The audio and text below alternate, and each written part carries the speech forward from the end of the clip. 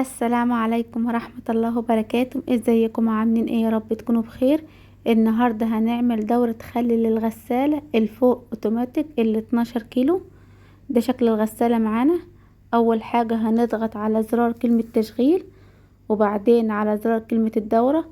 هفضل اضغط عليه لحد ما اوصل لزرار تنظيف الحوض، وبعدين هضغط على تشغيل. هتبتدي ان الغسالة تعبي معايا مية زي ما انتم شايفين. هضيف 3 مكونات. اول مكون معانا هو الخل. هضيف ازازة كاملة. الازازة دي انا اشتريتها ب5 جنيه، يعني رخيصة خالص. هضيفها كلها زي ما حضراتكم شايفين. تاني حاجة هضيف كوب الا ربع من الدوني او اي نوع معطر عندكم. هضيفه في الحلة بتاعت الغسالة زي ما انتم شايفين. تالت نوع معانا هو نص كوب من الاوكسي او اي نوع اوكسي موجود عندكم.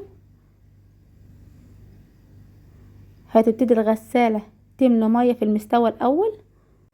الغسالة عبت مية اول مستوى، وبتبدأ تغسل وبتلف شمال ويمين لحد ما تغسل وتنظف معانا الجزء اللي تحت، وبعدين بتملى لحد المستوى التاني وتلف شمال ويمين لحد ما تنظف الجزء التاني، وهتكرر نفس الاول والتاني لحد ما توصل للمستوى الاخير.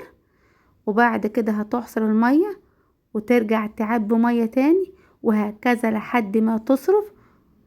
زي ما انتم شايفين هي بتاخد وقت في الغسيل الحوض زي ما انتم شايفين.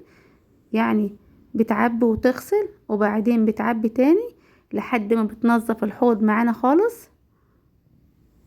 هنا الغسالة عبت لحد المستوى الاخير وبتلف زي ما انتم شايفين. هي بتاخد 1:05 بالظبط تنظيف الحوض كامل من غسيل وشطف. اهو زي ما انتم شايفين هي بدأت تغسل في اخر مرحلة، وبعدين هتعصر كل كمية المية اللي انتم شايفينها دي، وهترجع تعبي مية كمان وتغسل، وبعدين هتصرف المية اللي هتعبيها. هوريكم دلوقتي شكل الحلة بعد ما غسلتها. زي ما انتم شفتوا ده شكل الحلة معانا اهو. انا طبعا سبتها لحد ما خلصت كل كمية المية اللي كانت فيها، وهوريكم دلوقتي شكلها النهائي من جوه ومن فوق كمان. انا مسحتها من فوق مسحة كويسة علشان المية ما بتوصلش للجزء اللي فوق، فانا مسكت قماشة نظيفة وبلتها من المية والدون والحاجات اللي انا كنت حطاها. ده شكل الغسالة معانا.